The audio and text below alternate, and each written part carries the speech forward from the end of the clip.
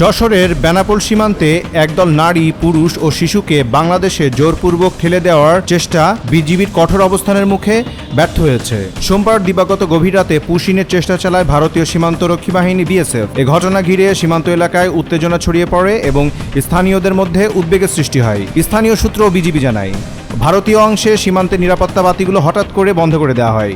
এরপর কয়েকজন নারী, পুরুষ ও শিশুকে কাঁটাতারের বেড়ার নিকটবর্তী এলাকায় এনে বাংলাদেশে প্রবেশ করানোর চেষ্টা চালানো হয়। রাত 12:40 দিকে রঘুনাথপুর বিওপির দায়িত্বাধীন সীমান্ত এলাকার বিপরীতে ভারতের অভ্যন্তরে 3টি গাড়ি এসে অবস্থান নেয়। কিছুক্ষণ পরেই সীমান্তের ভারতীয় অংশের আলোকসজ্জা বন্ধ করে দেওয়া হয়, যা স্থানীয়দের দৃষ্টি আকর্ষণ করে এবং সন্দেহের জন্ম দেয়। বিজিবি জানায়, টহলরত সদস্যরা অত্যন্ত সতর্ক অবস্থানে থাকায় বিএসএফ এর পুশিনের চেষ্টা সফল হয়নি। পরিস্থিতি নিয়ন্ত্রণে রাখতে বিজিবি সদস্যরা তাৎক্ষণিকভাবে সীমান্তে অতিরিক্ত নজরদারি শুরু করে। পরে বিএসএফ 10 থেকে 12 নারী, পুরুষ ও শিশুকে কাঁটাতারের বেড়ার কাছে এনে রেখে দেয় বলে জানা গেছে।